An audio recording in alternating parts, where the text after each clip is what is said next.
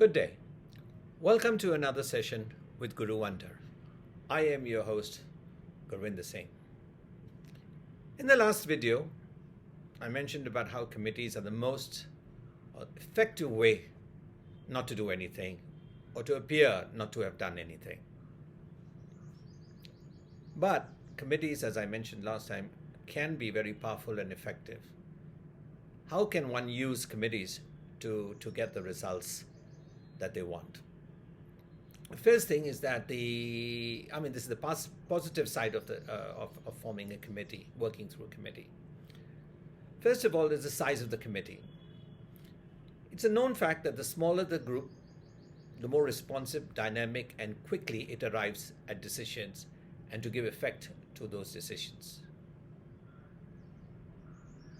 The corollary is that the larger the number of participants in a group, the longer the deliberations, slower is the decision making, if at all, and implementation is sluggish all the time.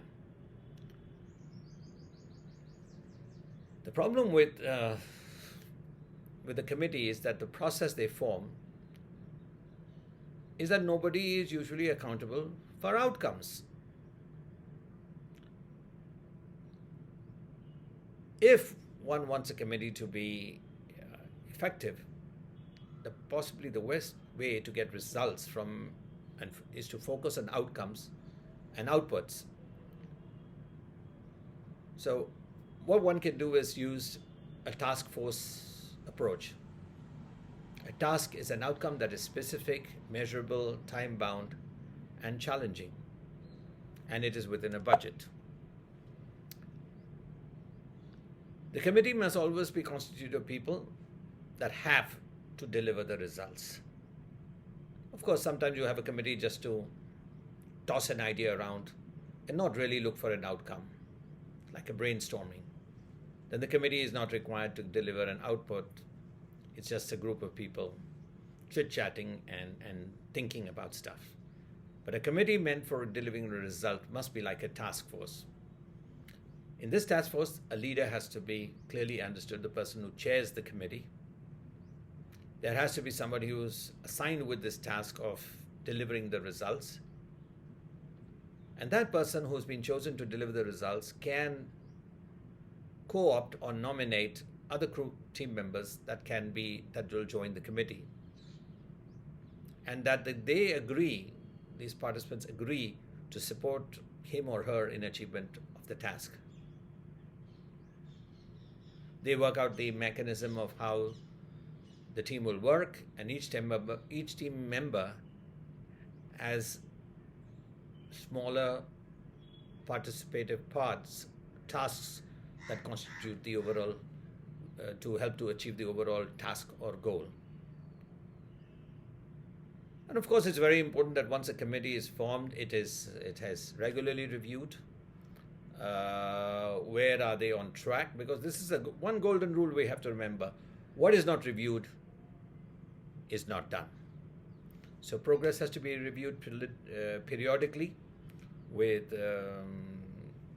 corrections and modifications, and if any, being made to remain on track to achieve the goal.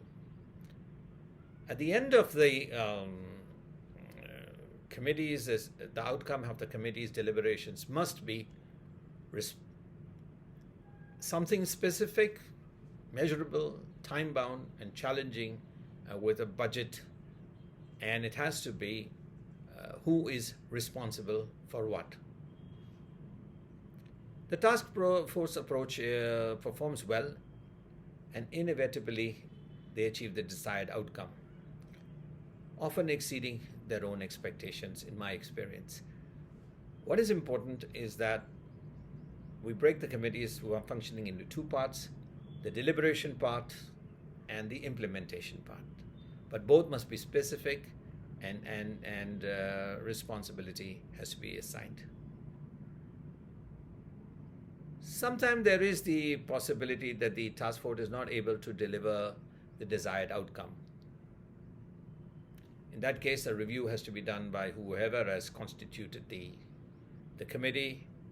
Maybe there is a need of change in the leadership or team members, available resources, etc.